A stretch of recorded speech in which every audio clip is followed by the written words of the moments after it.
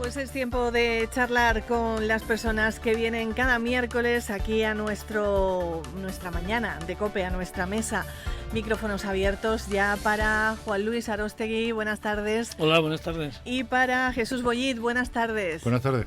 Bueno, pues vamos a hablar de diferentes asuntos, a ver si nos da tiempo, porque me gustaría que se tuviera una pincelada de la mayoría de ellos. En principio, voy a abrir con lo último que nos ha llegado precisamente con lo que abre la página web del Faro de Ceuta. El eurodiputado de Ciudadanos y portavoz de Mercado Interior, Jordi Cañas, que ha llevado ante la Comisión Europea una nueva denuncia contra lo que considera asfixia marroquí a Ceuta y Melilla. Lo resalta al impedir ese país que las mercancías de la Unión Europea puedan cruzar estas fronteras terrestres, incumpliendo el acuerdo de asociación que mantienen ambas partes. Ha recordado que Marruecos ha mostrado su intención de excluir a las mercancías procedentes del resto de España o Europa su tráfico por la frontera, algo de lo que ya habéis hablado en alguna ocasión aquí en la tertulia. Pero esto es vamos, yo el otro día me pusieron en el WhatsApp un chisme de esto, una noticia, y claro, yo le contestaba, pero ¿alguien se sorprende de eso? Porque yo no me sorprendo, ¿no? Eso está muy claro, eso es igual que la noticia de Azam, noticia no, que me han mandado algo de la soberanía, de no sé qué historia, que han puesto, que si no es una falsa noticia, que si no es no sé qué. A mí esas cosas no me sorprenden nunca me han sorprendido porque tienen un viso de verdad desde hace ya mucho tiempo. El tema de la aduana comercial, que tanto se vendió al principio, yo desde un principio decía que eso iba a ser pues un porteo más o menos legalizado. Y así ha sido, ¿no? Porque el tema de los 3.500 euros, un coche tiene 3.500 euros de peso. Y entonces, claro, es decir, que si a ti te ponen ya las mismas trabas, es más, el tema de la aduana comercial físicamente son 300 metros. Eso es un chale por un poquito de terreno, un chale normalito. Es decir, eso no, una aduana comercial nunca lo ha sido ni nunca lo será, eso está claro. Es decir, aquí imponen las condiciones el que siempre las ha impuesto, que es el Reino de Marruecos, que es el que lleva la sartén por el mango. Por mucho que digan, por mucho que hablen y por mucho que quieran. Sí, además Jordi Cañas dice que es una estrategia de aislamiento provocada por Marruecos. Esas son guerras híbridas que se llaman, que no es lanzarte al vacío, pero es presionar en muchos aspectos, entre ellos el fundamental. Yo creo que desde siempre lo he pensado, que el problema de Ceuta va a ser un problema económico al final, así de claro. Y es más, se engancha con otra serie de cuestiones que se han quedado siempre a medio hacer y después no se han hecho. Esto es una cosa más, pero el tema de la aduana comercial viene el tema de Schengen, el tema de la Unión Aduanera, el tema de la OTAN, el tema de la comunidad autónoma. Es decir, todas esas cosas siempre se quedan a mitad. Lo que nos tenemos que hacer es preguntarnos por qué siempre es la misma historia. Y claro, esto es una cosa más. Esto yo no sé si era falsa noticia o no lo sé. No es falsa. No digo la aduana, te digo lo de la que se ha filtrado un documento entre los gobiernos de España y Marruecos, que no sé si será verdad o no será verdad, pero ahí está, Está en la cadena SER, está en el Faro de Melilla y está en el digital, Libertad Digital o algo de eso. Y además el que firma es una persona que está relacionado, que es una persona que es analista político y que no es un cualquiera, vamos. No sé si será verdad o no será verdad, pero dan una fecha, a lo mejor un globo sonda. No lo sé, vamos, que no lo sé. Pero a mí no me sorprende nada. Sí. EFE también hablaba de la ONG marroquí que insta a no sellar pasaportes para acceder a Ceuta o Melilla. Decía que era peligroso, no sé qué historia, ¿no? Dice, argumenta en una carta a su Ministerio de Exteriores que supone un reconocimiento de la españolidad de las ciudades autónomas. Claro. Sí, bueno, yo creo esto la semana pasada y la anterior hablamos, claro, yo creo que es también obligado porque es el tema quizá ahora mismo más preocupante de la ciudad y además porque van sucediendo cosas, ¿no? Y ya advertimos, y hoy lo voy a recalcar, que ya se empieza a hablar demasiado en demasiados sitios de Ceuta y Melilla. Esto no es bueno para nosotros, porque yo creo que en cualquier régimen democrático, que son regímenes de opinión, lo que se habla y lo que se dice, y la opinión pública y la publicada, de alguna manera terminan convirtiéndose en voluntades, ¿no? Y esto hay que procurar gestionarlo mejor, ¿no? Yo en esto insisto, yo creo que en Ceuta de esto hacemos dejación, de lo que creo que es una responsabilidad. Y la responsabilidad es velar por que la imagen de esta ciudad no sea permanentemente zarandeada en todas las direcciones, sin que haya una definición clara de una política a seguir en esta materia, ¿no? Creo que esto es malo para la ciudad, y lo que en principio se percibió como un síntoma de apoyo y de afecto cuando los sucesos de mayo, y parecía que todo el mundo ya miraba a Ceuta y lo hacía con cariño, lo hacía con afecto, lo hacía con solidaridad. Esto era lo que parecía al principio, pero a medida que va pasando el tiempo, ese afecto va desapareciendo y se empieza a hablar de más. Esto que decía Susi ahora de efectivamente esa noticia que no tiene seguramente mucha relevancia, pero todos la conocemos y todos hablamos de ella, ¿no? El concepto de cosoberanía son palabras que ya empiezan a sonar y a ir creando una especie como de imaginario de volver 50 años para atrás, ¿no? Hay que buscar una solución para Ceuta y Melilla, que eso es lo peor que se puede decir de nosotros, ¿no? Que es lo que ponía en el libro blanco de Fraga. Se da a entender que somos un problema, ¿no? Hay que buscar una solución, No, hay que buscar una solución. Entonces, claro, ya son demasiada gente la que diga que hay que buscar una solución. Yo creo que esto no es bueno. Sobre la otra cuestión, yo creo que hay para entender muy bien estos pasos que se están dando, hay que volver un poco atrás, ¿no? Pero Marruecos llega un momento en que dice con toda la claridad, y yo creo que ahí nunca ha escondido ninguna baza ni ninguna carta. Dice, el tema de mantener Ceuta y Melilla a través del contrabando se ha terminado. Se ha terminado. Esto ya no va a volver a pasar. Y no va a volver a pasar. Esto lo tenemos que tener claro. Ahí siempre hemos tenido... ¿Cuál es la diferencia que hay? Hay una diferencia muy clara. Yo la veo muy clara desde hace mucho tiempo. Marruecos sabe lo que quiere, sabe cómo hacerlo y sabe qué utilizar. Nosotros no sabemos lo que queremos, no sabemos dónde queremos ir, ni sabemos cómo hacerlo. Y en esta doble forma de moverse siempre lleva uno la de perder, que somos nosotros.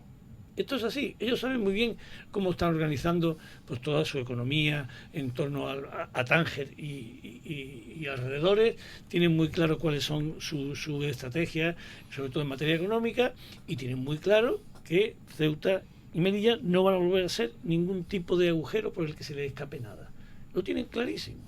Y entonces, pues, ¿qué hacen? Pues tomar las decisiones que ellos tienen también la obligación, que la tienen, de darle explicaciones a España, de vestir el muñeco, de procurar que no parezca nada una agresión, sino decisiones más o menos llevadas al ámbito económico. Sí, pero las cosas y las ideas muy claras, ¿no? Yo por eso decía la ambigüedad, ¿no?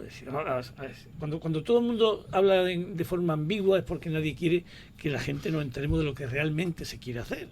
Entonces dicen, bueno, el tránsito de mercancías. Claro, ¿qué es tránsito de mercancías? Si yo llevo un móvil en el bolsillo, estoy llevando una mercancía. Paso la frontera y estoy transitando con mercancía. De ahí hasta un capitoné, cualquier cosa es tránsito de mercancía. Luego nadie dice con claridad y nadie está mintiendo. Nadie está mintiendo y al mismo tiempo nadie está diciendo la verdad. Sí, las medias verdades. Pero yo creo, Juanlu, que esto, es decir, yo lo dije ya el otro día, es decir, el único que ha sabido hacer desde el año 56, no de ahora, desde el principio ha sido Marruecos, que sabía lo que quería, cómo lo quería. Claro, tiene un plan. ¿Qué ha pasado? Es decir, ¿qué ha pasado? Que en un momento determinado, y tú sabrás y todos sabemos que para Marruecos la parte norte de Marruecos era la conflictiva, siempre ha sido la conflictiva con respecto a Marruecos. Y había un problema, y el problema era ese comercio atípico o contrabando, como quieras llamarlo, era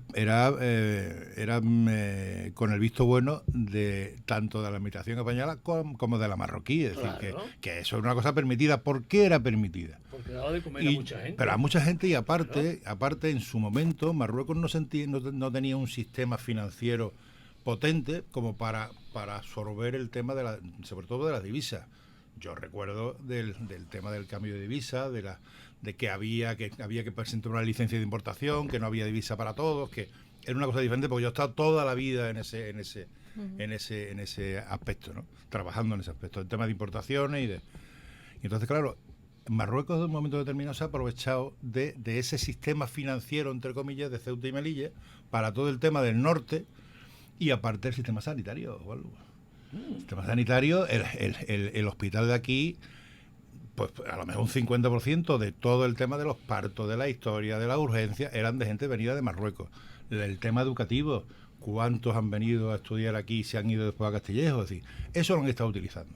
Cuando ellos han planificado su futuro y han hecho Tangermet, han quitado los aranceles, ha sido el momento en que han dicho, hasta aquí hemos llegado. ¿Por qué? Pues porque nosotros, eso es el cuento de la hormiga y la cigarra. La hormiga han sido ellos y la cigarra hemos sido nosotros. Porque nosotros, en aquella época, esto era un Edén. Había importación, dinero, se movía todo, pero ¿cómo se movía? Pues se cogía con pinza, con alfileres. Y claro, eso en un momento determinado, yo he sufrido con clientes más de un cierre de frontera, no uno solamente, sino más de un cierre de frontera de 15 o 20 días, porque por motivos, ¿cuántas veces hemos escuchado el cambio de la policía marroquí de la frontera, que la han cambiado y ha sido una época mala y después buena? Bueno, pues eso, que me parece perfecto que se haya quitado en medio, es cuando le ha convenido a Marruecos, que me parece perfecto, ¿eh? Pero claro, como contrapunto de eso, el tema, pues, oye, legalizar el tema, a lo oficial, a una aduana comercial y darnos las mismas armas que puede tener Tangermet en este caso, porque la mercancía puede entrar por Tánger o por aquí puede entrar también, ¿no? Pero eso sí, claro, pero nadie le va a pedir a un país, en este caso a Marruecos, que haga cosas que favorezcan a un tercero en una contienda. Pero Osvaldo, es que ahí viene, el problema viene no por eso, viene porque no estamos dentro de la unión aduanera. Entonces, seguimos siendo frontera de Ceuta con Marruecos, española si acaso, pero nunca frontera europea. Entonces, ese es el problema. Entonces, el problema es que detrás no tenemos a España, detrás tenemos a España y a la Unión Europea. Si esto fuese frontera europea, si estuviésemos dentro de la unión aduanera, esto no ocurría. No ocurría. Podría ocurrir, pero de otra manera, y con un coste mayor para Marruecos. Pero yo se lo veo claro. Pero yo siempre digo que cuando uno intenta averiguar la verdad de este tipo de relaciones, lo mejor siempre son las opiniones de la gente de los escalones menos relevantes. Yo me acuerdo perfectamente que un alto funcionario de aduana de Marruecos, en una entrevista le preguntaban por esto y decía, vamos a ver, olvídense ustedes de que por Ceuta vayan a pasar camiones con mercancía. Para eso está Tánger. ¿O se creen ustedes que nosotros hemos hecho esto para ahora, hemos invertido aquí los miles de millones de euros, las instalaciones que tenemos para que la mercancía venga por Ceuta? Hay cosas que son de cajón. Y lo decía, claro, sin la responsabilidad política que tiene un ministro, sin necesidad, pero eso es un poco la verdad, ¿no? Entonces, nosotros tenemos que entender cuál es nuestra verdad y procurar, en la medida de lo posible, cambiarla, y en la medida de lo que no es posible, pues aceptarla, que es donde estamos siempre en este margen. Claro, pero por eso digo que la gente no debe hacerse muchas ilusiones con la aduana comercial, porque no va a significar nada. Es posible que se deje que pasen mercancía en un régimen de viajeros, en algunas pequeñas cantidades, pero no va a haber más. O sea, de punto de vista económico, esto no va a tener ningún impacto, porque Marruecos no quiere y España no puede. Además, la Confederación de Empresarios, que ahora informó del nuevo presidente de la Asociación de Transportistas, Luis de la Rubia Balboa, el vicepresidente será Manuel Sánchez Cuesta. Bueno, está una medida que no están nada de acuerdo con ella, ¿no? La aduana comercial, que se va a permitir el tránsito de vehículos de no más de 3.500 kilos de peso máximo. Ellos dicen que esos son camiones con... Furgoneta.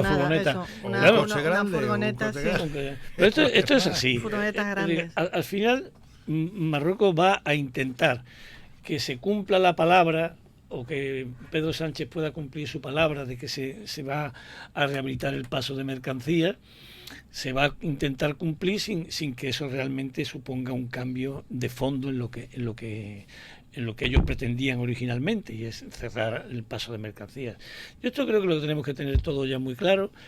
y seguir haciendo política pensando en que este es el nuevo escenario. El nuevo escenario es una vuelta atrás en el que en esa negociación bilateral Ceuta siempre sale perdiendo, siempre, por principio, y que nosotros lo único que podríamos hacer, y deberíamos hacerlo, y no queremos hacer, es presionar a nuestro país para que esa correlación de fuerzas no fuera tan negativa para la ciudad. Claro. Pero como no existe esa presión, nuestro gobierno, nuestro Estado, para hablar con más precisión, nuestro Estado se siente más o menos cómodo en esta relación bilateral con Marruecos, haciendo estas pequeñas concesiones y con un discurso doméstico aquí en Ceuta de calmar los ánimos para que las cosas medio se vayan sobrellevando, y entonces eso impide que haya ningún cambio de profundidad en nada de lo que tenga importancia realmente, ¿no? Y yo ahora vamos a hacer un supuesto, ¿eh? Porque es que yo eso hoy me lo en casa, cuando he visto la noticia de la soberanía, me lo he puesto. Es decir, me he pensado, digo, porque esto no es solamente esto, mira, esto será una noticia falsa, o será un bulo, o será lo que sea, porque eso yo llevo escuchando mucho tiempo, pero es que es una concatenación de cosas que te llevan a pensar a que esto es un puzzle, que todas las piezas tienen algo del puzzle y que el puzzle se está formando hasta que coja la última pieza y la coloca en su sitio. Ya tengo el puzzle hecho. Pues yo no sé si esto será, no lo sé, ¿eh? Es una duda que yo tengo, o por lo menos un pensamiento que yo tengo. Digo, puede ser que esta noticia que han filtrado, que puede ser verdad, puede ser mentira, puede ser mitad verdad, mitad mentira, sea una especie de globosonda para ver la reacción de las dos ciudades ante el horizonte de 2030, que esta ciudad sea una cosoberanía, que eso ya va adelante como Hong Kong o como Macao. A ver cuál es la reacción de la gente de Ceuta de Melilla. Si la reacción de Ceuta de Melilla es como la de siempre, pues dirá, coño, pues tenemos el terreno hecho. La reacción de Ceuta de Melilla es ir a los portales inmobiliarios para comprar las casas en Málaga, en Cádiz, en Sevilla, buen precio. ¿Qué es lo que tendríamos que hacer en este caso? En cualquier sitio, la gente exigiría que se dijese la verdad. Porque están jugando así, Juanlu, se están jugando con la vida de todo el mundo. Yo tenía ayer, una discusión sobre esta cuestión, no sobre esta cuestión, sino lo que voy a decir ahora. Ceuta necesita optimismo, aunque sea, entre comillas, artificial. Ceuta necesita buenas noticias, aunque no sean verdad. Ceuta necesita estímulos, aunque no sean del todo verdaderos. Lo que necesita es realismo. Esa es una discusión. Hay gente que piensa, y hablamos de gente bien intencionada, no de gente que piensa y dice, mira, es que hemos padecido tanto, hemos sufrido tanto, lo hemos pasado tan mal, que es que como sigamos metidos en esta dinámica de negatividad y de pesimismo, vamos a terminar cerrando la tienda. Vamos a tomarnos un respiro y vamos a transmitir buenas sensaciones, buenas noticias, buenas expectativas. Esta es un poco una discusión que siempre está ahí. Cambia la discusión según los momentos, ¿no? Pero yo es que era de los que siempre he pensado que siempre hay que estar luchando, y ahora pienso que quizá con más motivo. Digo quizá con motivo porque es verdad que todo lo que pasó generó una oportunidad.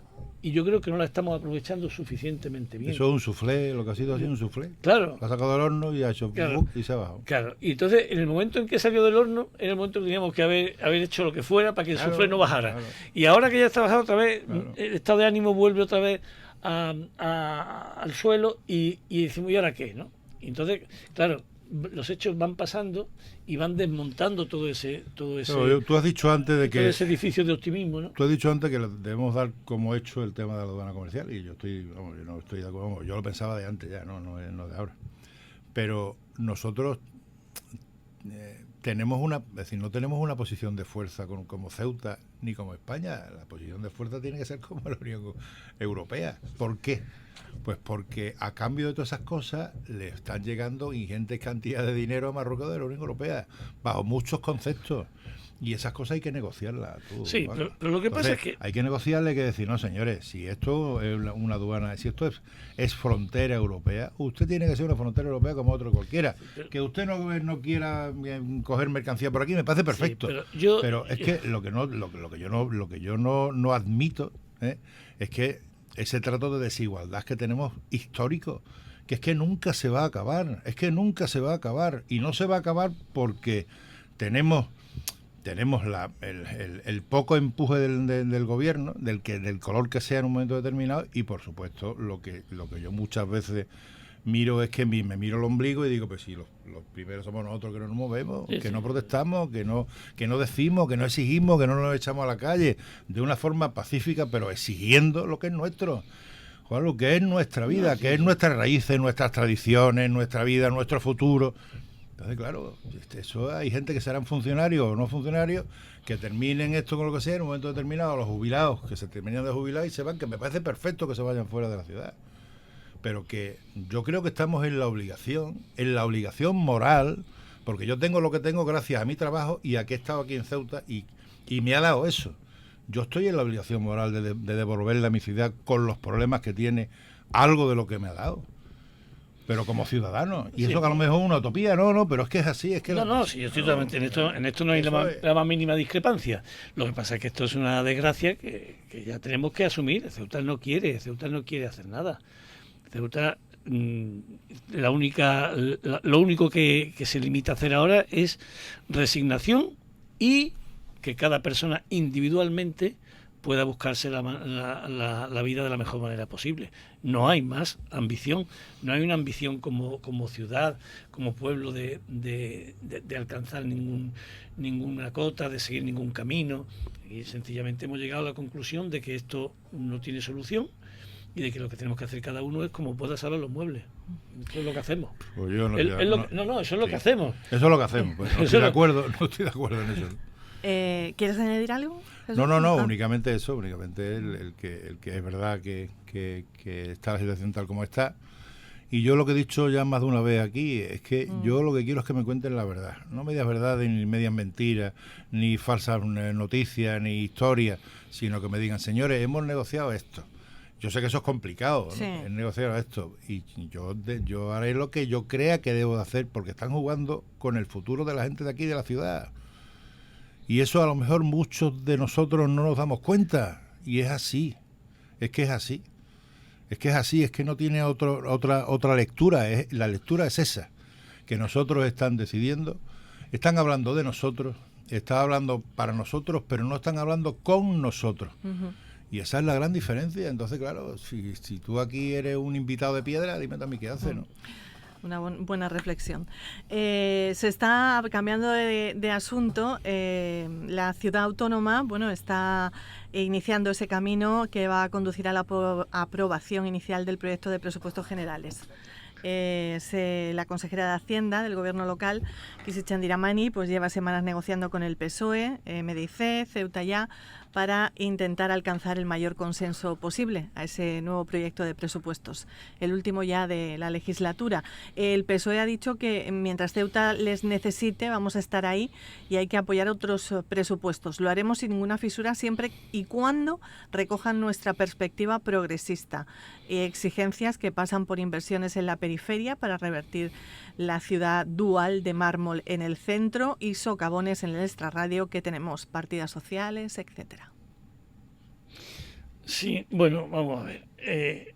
Vamos a ir un poco por parte. En primer lugar, hay que tener en cuenta, yo creo que ahora, en este año, ¿no?, se entra en un escenario nuevo que recuperando vamos a llamar la normalidad, ¿no? Yo creo que ha habido 3 años, el 20, el 21 y el 22, en la que las circunstancias, fundamentalmente la pandemia y el resto también de crisis, pero fundamentalmente la pandemia ha condicionado todo. Yo creo que la vida ciudadana se ha colapsado, el miedo, el horror, convivir con la muerte, todo eso día condicionaba todo, y yo creo que ahí pues se ha hecho un esfuerzo por parte de los partidos políticos que a mí me ha parecido razonable y que ha sido, vamos a dejar las discusiones del modelo político de cada cual. Ahora mismo está en un segundo término, vamos a, como sea, de la mejor manera posible, a dar a la ciudadanía una respuesta en positivo ante tanta desgracia, ¿no?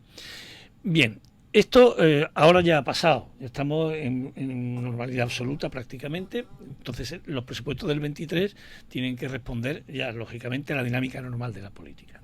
Recuperamos entonces las claves de lo que ha sido la política presupuestaria del Partido Popular durante mucho tiempo, ¿no? Y que a mí me parecen que son especialmente negativas y peligrosas para la ciudad. Y yo creo que, ¿por qué son negativas y peligrosas? Bueno, son negativas en primer lugar porque todo aquello que contribuye a la desigualdad es malo. Hay que entender que la democracia tiene su origen, se fundamenta en el principio de igualdad. Todos los ciudadanos tenemos que ser iguales. Y esto después hay que ir, de alguna manera, dándole sentido en la vida pública y a través de la política, ¿no? Y ser iguales significa tener mismos derechos, mismas oportunidades y también mismas obligaciones. Quiere eso decir que todo lo que vaya en contra, todo lo que divida y genere desigualdad, debe ser negativo y debe ser considerado como negativo. Pero en nuestra ciudad es además peligroso. Es negativo y peligroso. ¿Por qué es peligroso? Yo creo que la gente, mucha gente, no termina todavía de entender lo que trae consigo la fragmentación social, la división. Yo creo que esto se cree, la gente, mira, yo pondría un ejemplo, mucha gente dice, bueno, han matado a una persona en El Príncipe, y la gente dice, bueno, mientras se maten entre ellos. Espero que sea poca gente la que diga eso. Mucha. Pues yo espero que sea poca. Voy a corregir. Muchísima. No, a ver si vosotros creéis que aquí gana Vox las elecciones porque le toca la lotería. A ver si creemos que aquí de repente Vox tiene... Mira, en Ceuta hay un diputado en el Congreso, en este caso una señora, de Vox. Yo creo que con esto nos podemos ahorrar muchas valoraciones. Si queréis les hago las valoraciones, pero nos podemos ahorrar porque hay cosas que hablan por sí solas. Pero bueno, déjame que termine lo que quiero decir. Que no era esto lo importante de lo que quiero decir. Lo que quiero decir es que es una visión muy miope de cómo funciona la sociedad. O sea, tú imagínate, y a mí me gusta poner siempre ejemplos sanitarios porque como la gente entiende muy bien los temas de salud y le da mucha importancia, entonces tú imagínate una persona que diga, yo no tengo ningún problema, tengo un cáncer pero solo en el páncreas, que es una pieza así chiquitita del cuerpo. Pues es una persona que no entiende cómo funcionan las cosas, ¿no?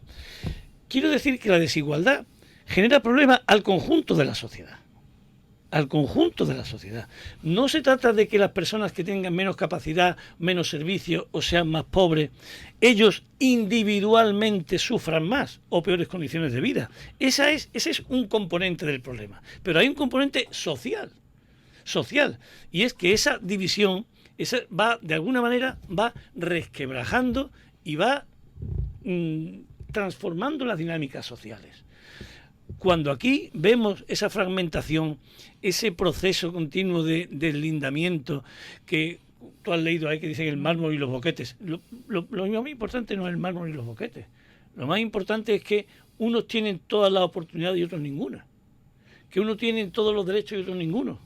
Esto es así, esto es una realidad, nos guste o no nos guste. Yo pongo solamente ejemplos y datos y yo no estoy buscando ahora responsables, que podría hacerlo, pero sería otro motivo de otra tertulia, otro debate, o como se llame esto. Hay unos datos que son muy significativos, que cada uno después lo interpreta y cada uno asignamos la responsabilidad que queramos, ¿no? O sea, tú, por ejemplo, coges el listado de personas que están en el paro y el 90% son musulmanes. Uh-huh. Yo cojo al lado y pongo el listado de los funcionarios municipales y el 95% no son musulmanes. O cojo, por ejemplo... Yo los datos esos no vamos, o cojo, por ejemplo... Paro sí, pero los funcionarios creo... No sí, lo sé. Pero yo creo que el porcentaje... Vamos a dejar los funcionarios municipales. Te voy a poner los de enseñanza. 1.500 profesores. Uh-huh. En una sociedad como esta, que es... todo el mundo lo dice, ¿no? Y lo vemos por las calles, multicultural, dos colectivos o dos grupos, o como se quiera denominar, grandes, muy mayoritarios, evidentemente. Pues, la lógica de una vida ciudadana normalizada nos llevaría a que un porcentaje de 50%, ¿no? 50-50. Bueno, pues de 1.500 profesores no llega no llega a 30 los que son musulmanes. La lista del paro, si hay 11.000 parados, déjame que termine un momentito, sí, termino para poder terminar el razonamiento.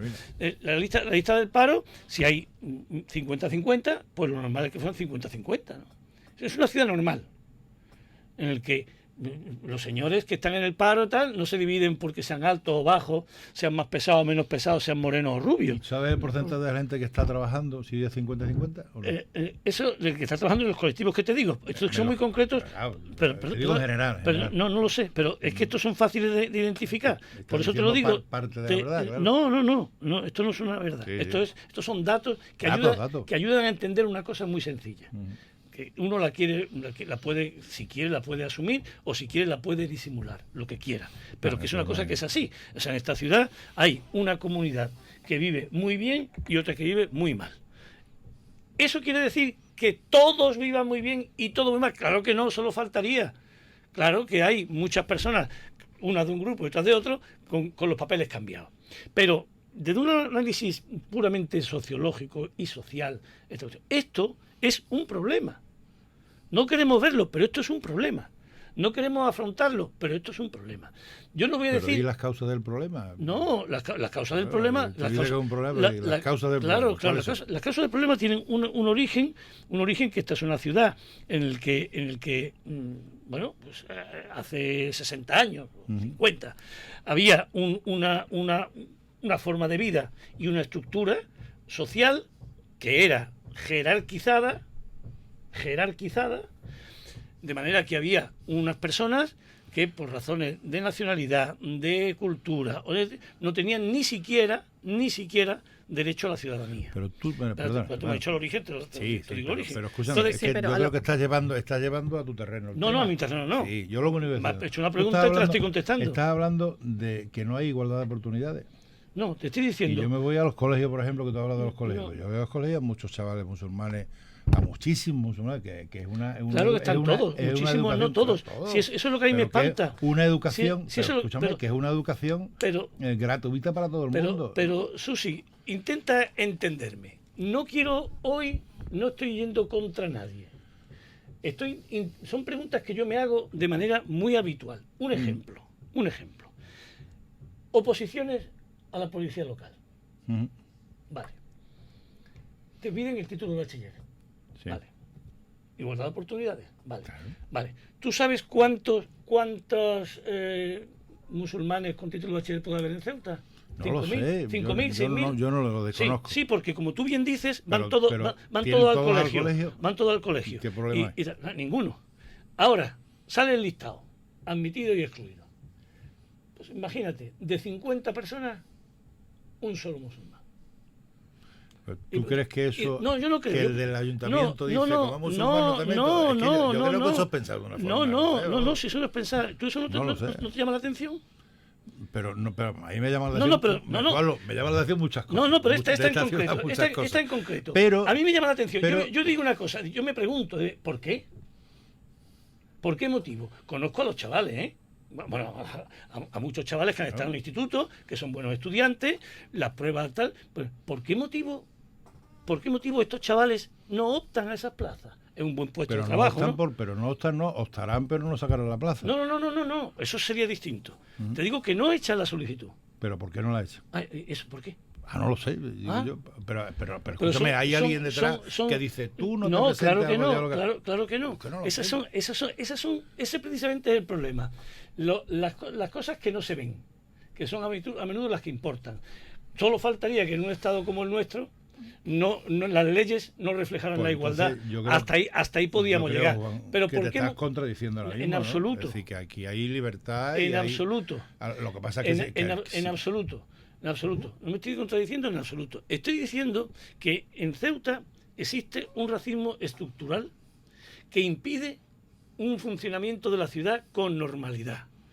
Por muchas razones que tienen que ver con muchas cosas muy complejas de mucho tiempo, que no tiene responsables directos ni personas directas, la culpa no la tienes tú, como tú bien dices. No, usted no se presente, eso no pasa, evidentemente. Te digo los responsables pero hay una especie de techo de cristal. Es decir, tú hablas, y yo esto lo he preguntado a algunos compañeros y amigos musulmanes, digo, ¿y esto por qué?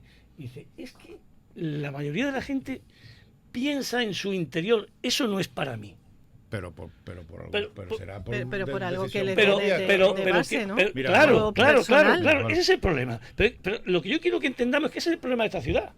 Juan Luis. Pero ¿por qué pasan esas cosas? Claro que nos podemos desentender. Pues no lo sé. Susi, nos podemos desentender. No, Es decir, si no es cuestión de desentenderse. Por algo será. No. Pero yo no digo por algo será. Vamos, que... ¿Por qué motivo en todas las listas de las cosas buenas no aparece nada más que nombres cristianos y de todas las cosas malas no aparecen más que musulmanes? Cosas malas, llama paro, llama fracaso escolar, llama falta de vivienda. Esto no es normal. Sin entrar en responsabilidades. ¿Y tú tienes una respuesta a eso? Yo tengo, pero de verdad que hoy no quiero yo venir a dar mis respuestas. Es que no. Quiero llamar la atención sobre un hecho que me parece especialmente, porque tiene que ver con los presupuestos que ahora voy a explicar. Me alargo un poco, pero es que a veces hay que alargarse para explicar las cosas. ¿Y tú crees que yo lo que creo no. el PP, que digo que yo no tengo gorra política de ningún tipo, ¿tú crees que el PP piensa en eso y el PSOE piensa de otra manera? Mira, no, nada, justo al revés. Eso es precisamente el problema. Ese es el problema. Entonces, ¿qué es lo que pasa? Todas estas cosas, toda esta forma de funcionar, yo le llamo amorfa, es decir, que no tiene forma. Es como si un cuerpo humano tuviera los brazos de 25 kilos cada uno y las piernas de 100 gramos. Tú dirías, esto no es normal. Y digo, bueno, pues es lo que hay. Una descompensación. Claro, muy grave, o sea, muy grande. Que digo que esto es un problema de mucha profundidad y mucha complejidad. Si esto se solucionara ahora en 5 minutos, no se puede hacer, claro. Pero que a mí esas cosas me llaman la atención y las tengo muy pensadas y lo he preguntado muy, ¿y esto por qué? ¿Y aquello por qué no? Y tal. Es decir, en Ceuta pasa algo que nos impide que convivamos de verdad entre todos. Ese algo tenemos que intentar entre todos cambiarlo. Y yo ahí donde creo que no hemos hecho todo el esfuerzo que deberíamos hacer, que deberíamos haber hecho. Por parte de todos. En el tiempo. De todos, sin ninguna duda. Si aquí las responsabilidades son compartidas. Claro. Pero ahora vamos, por ejemplo, al caso concreto. ¿Por qué yo critico mucho los presupuestos de la ciudad? Porque los presupuestos de la ciudad están amoldados a ese esquema de vida. Esto es un problema. Vamos a ver, pregunta. ¿Por qué motivo? Yo oigo a todo el mundo, y con razón, decir, es que no puede haber construcciones ilegales. Y digo, qué bien dicho está esto. Y pero después vamos a otra pregunta. ¿Y dónde queremos que viva la gente? Que sí, igual. No, pero es que esto. Pero espérate, ¿dónde queremos que viva la gente? Pero bueno, si a mí me piden unos permisos para edificar aquí. No, pero pero yo no te digo que no te pida nadie nada, ¿no? Está muy bien. Pero yo te hago otra siguiente pregunta que hay que hacerse, porque uno puede llegar hasta donde quiera preguntándose cosas. Entonces yo te digo, me parece muy bien lo que es el estricto cumplimiento de la legalidad es una opción de vida, que yo la entiendo también, no la comparto, pero la entiendo. Entonces tú coges mañana y dices, las 25.000 personas que viven en viviendas ilegales, demolemos las casas, ¿no? Y entonces después, tú no, porque tú estás aquí en tu radio tranquilita, pero el que gobierna tiene que decir, ¿y qué hago con las 25.000 personas? ¿Qué hacemos? Que sí. Algo habrá que hacer, ¿no? Pero hombre, hay gente que piensa que lo mejor es el fusilamiento. Pero ahí estás cargando las tintas. Hay otras que no. No. Entonces, pero estás cargando las tintas sobre un lado. No estoy cargando tintas. Eso no es así. No estoy cargando tintas. Estoy explicando que tú, cuando tú tienes un problema y tienes unas herramientas y las puedes utilizar en sentido positivo o en sentido negativo. ¿Los presupuestos son una herramienta? Sí. ¿Son la herramienta? ¿Son la panacea? No. No, claro. Evidentemente no. Evidentemente no. Otra cosa porque el margen presupuestario para funcionar es mucho más chico del que parece. Porque tú tienes las nóminas tienes que pagar, la luz tienes que pagar. Eso es. Entonces, el margen, digamos, de intervención del gasto público es más reducido. Claro. Muchas veces se dice, un poco demagógica, que lo hemos dicho todos muchas veces, ¿no? 400 millones de euros.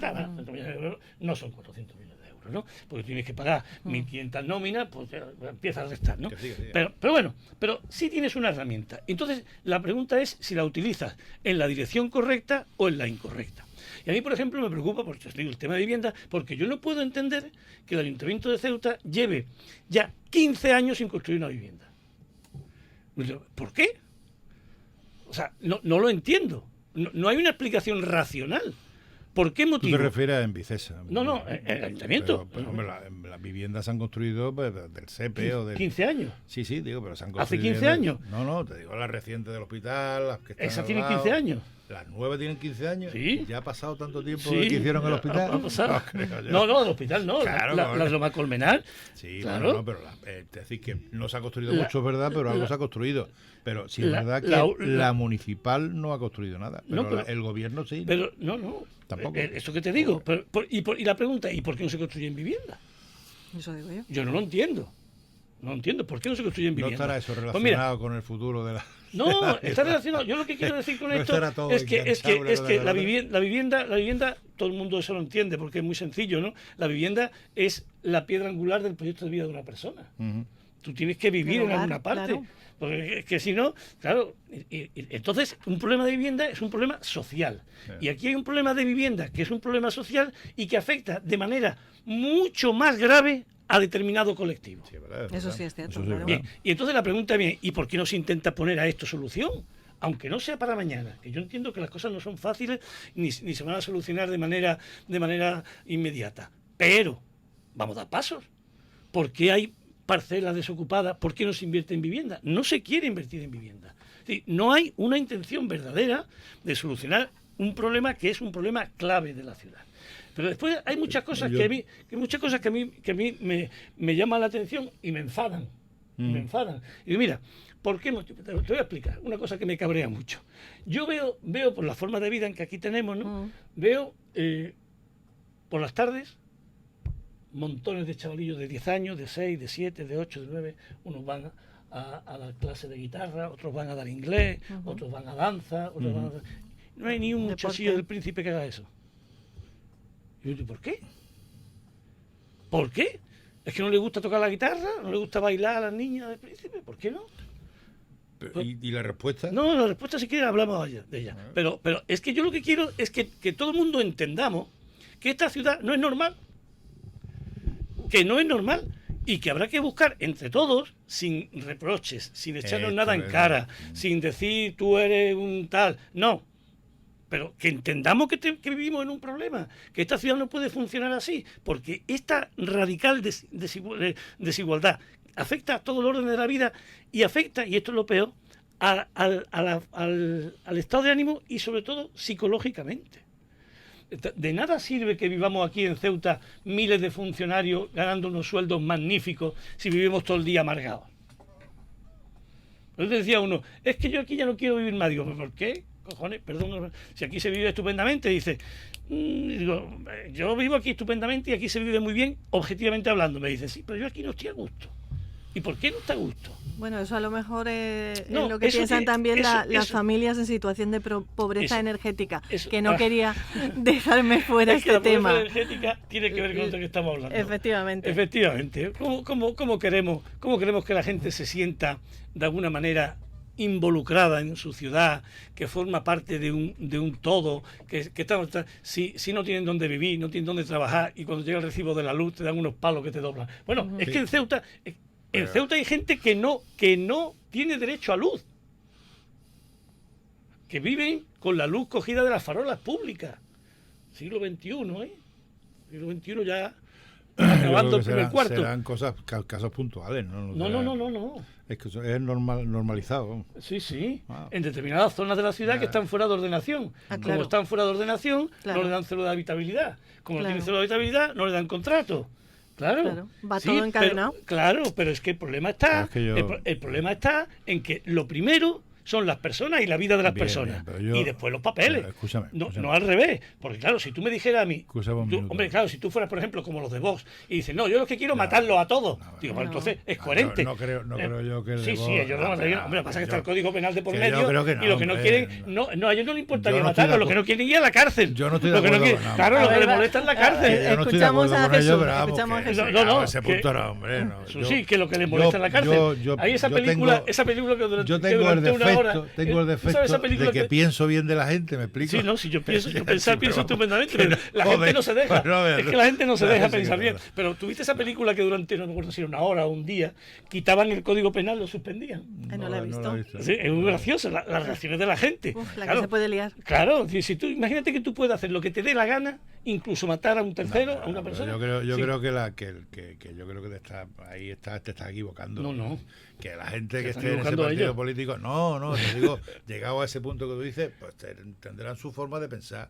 Pero vamos, eso es bastante más grave. Bastante más grave el decir que los quiere matar a todos, ¿no? Es decir, que les gustaría. No, yo creo que bueno, no. De todas formas, dicho de una manera, esto es una forma que se me entienda. Digo, hacerlos desaparecer. De todas formas, ellos dicen mal eufemismo, que se vayan a sus países. Que se vayan, que aquí no entiendo más que la gente que le gusten los toros. Entonces ya estás hablando no de eso, sino también de los inmigrantes, de los menores no acompañados. Yo que estoy totalmente a favor de los inmigrantes. Sí, yo no estoy ni a favor ni en contra. Yo estoy a favor. Yo creo que casi todo el mundo. Pero escúchame, claro, yo estoy a favor de porque la persona que... inmigrantes son lo todos. que no quiero es que estén aquí sin formación, que no le demos formación, que estén en la calle, que hay que atenderlo, que se formen y que después que sigan viviendo y que se incorporen a la sociedad. Si eso es lo mejor que hay. Eso es lo suyo. Eso es lo mejor que hay, ¿no? Eso está claro. Pero yo les digo que te carga las tintas sobre un lado, porque hay que mirar la cosa desde un punto de vista un poquito más arriba. Hay que tomar un poquito de elevarse de altura y verlo desde arriba. Entonces, todo eso, el tema de las licencias y de la historia y de las construcciones que no están permitidas, que han construido y demás, eso a mí me ocurre aquí en el centro, en mi casa, hago una obra o hago un no sé qué y me dan un leñazo que me doblan. Pero Susi, nos queda un minuto. Pero un momento, mira, te voy a poner esto con una pequeña comparación. Sí. Mira, yo me acuerdo muchas veces, yo tenía en el instituto un niño, era maravilloso, no faltaba nunca clase, sacaba un 10 en todas, un día, y un día falta clase, y digo, venga, no te pongo falta. Y el que estaba ahí, que faltaba clase todos los días, que lo echaban de clase, decía, oye, pues a mí tampoco.